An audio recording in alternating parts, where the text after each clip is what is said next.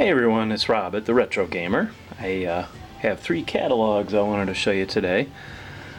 Radio Shack from 1962, Lafayette Radio Electronics from 1969, and an Allied Electronics from 1968. The Radio Shack one looks like on the spine of the catalog, 7 new locations, or 7 locations total.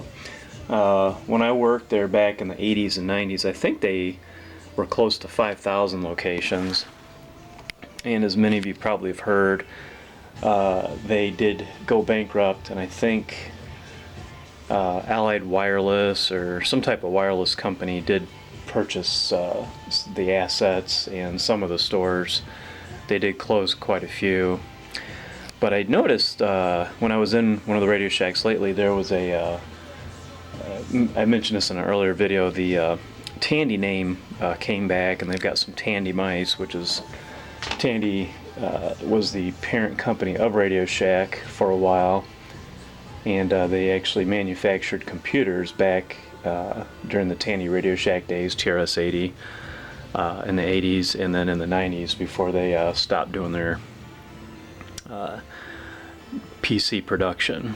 And then they also dropped their other lines like Realistic, which was their audio line, and they came out with Optimus, and then they just eventually dropped their own private labeled brands, which I think was a big part of their downfall, because you know, they could go to any consumers could go to any store like Best Buy or Walmart and buy the same RCA or generic, you know, name brand junk, and you know, not spend twice the money that you would at Radio Shack. So anyways, 1962 catalog. They actually, back in the day, they had little fun cars, they called them, or motorized, like go-karts. They had electric skillets, blenders. I'm not going to go through every single page in here, because there's, I think, about 400. They had cameras back in the day. There's your wire cutters. It was almost like a kind of like a Lowe's, if you will, because they had pumps, a lot of normal electronics that people would need just for everyday household use. There's your batteries, power supplies, switches, light bulbs. They still do carry a fair amount of light bulbs. Relays, wire clips. A lot of this stuff I do remember from working back in the 80s and 90s, although they didn't have skillets and stuff like that. There's your variable transformers, more transformers, capacitors, and there's your multimeters. Notice the prices on these things, very inexpensive, you know, $11, $8. This back in the 80s and 90s, they were hitting, you know, anywhere from 20, 30 up to $100. So the prices did definitely increase quite a bit. There's your tubes, test equipment, oscilloscopes, circuit boards. There's a I don't know what that is, insert there in the middle there. I got some Realistic brand items now. Citizens band radios.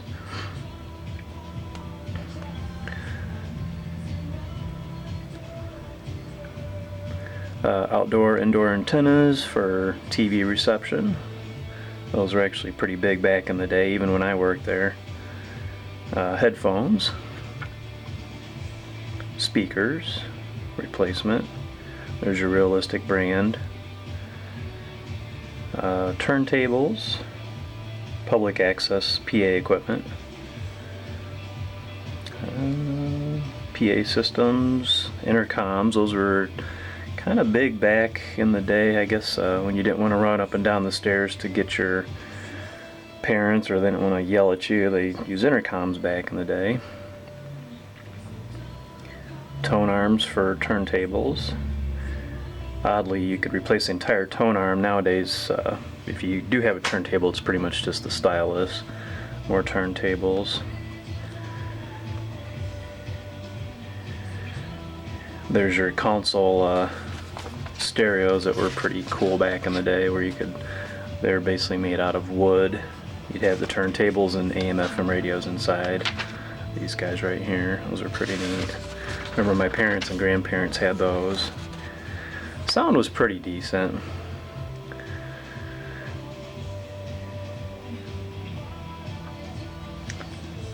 Speakers,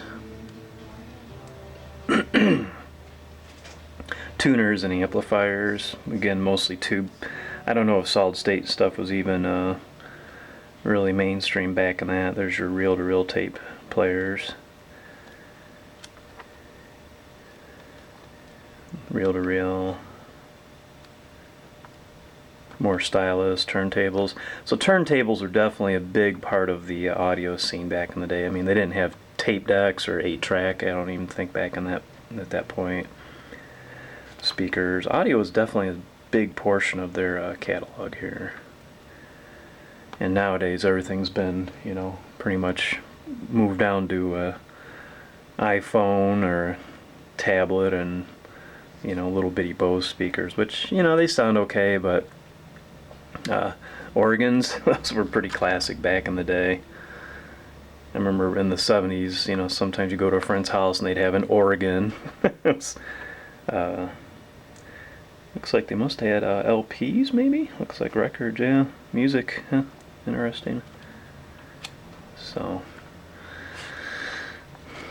little blast from the past. Oddly, when I got these catalogs, I don't know, I didn't really connect with them like I did with the items that I used to sell from the 80s.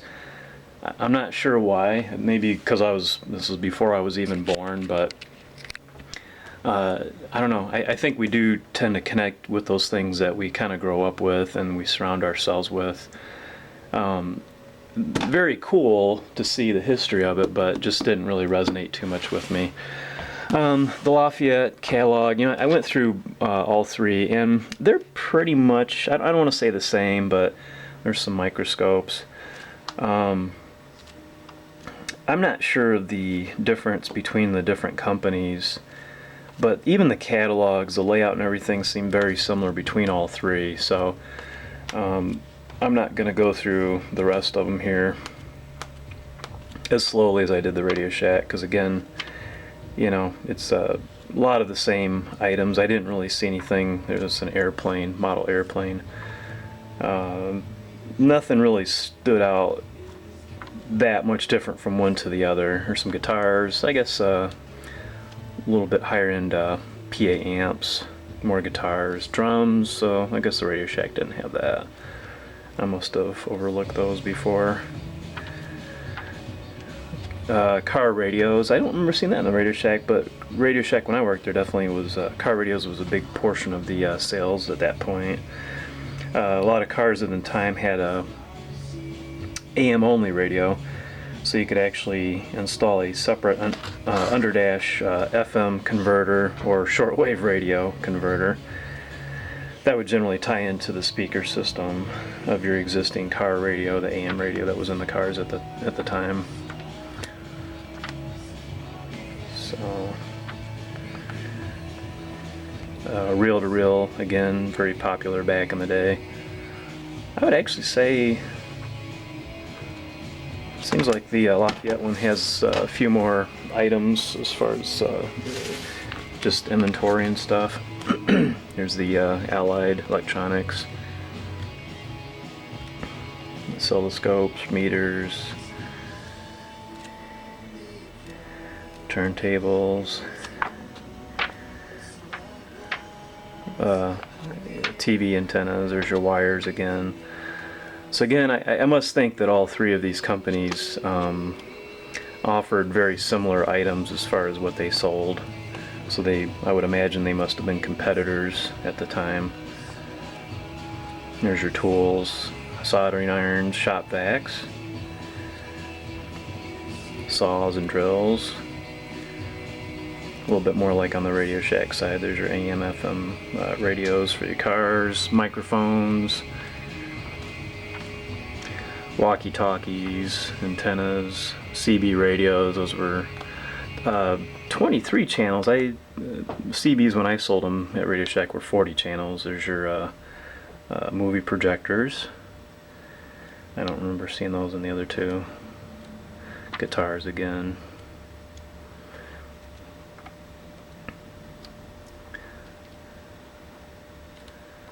AM radios, pocket radios, I remember those in the 70s. Some TVs, I don't remember seeing those in the other ones. Turntables. So, anyways, I thought those were interesting. I picked them up off eBay. They usually run about $10 each for your catalogs. If you're into old school stuff, it's a good piece of history. I'm going to be putting these up in my museum with the other goodies up there. So anyways, I appreciate you watching. Thumbs up if you enjoyed the video, and subscribe to the channel. Have a good one. Take care. Thanks for watching.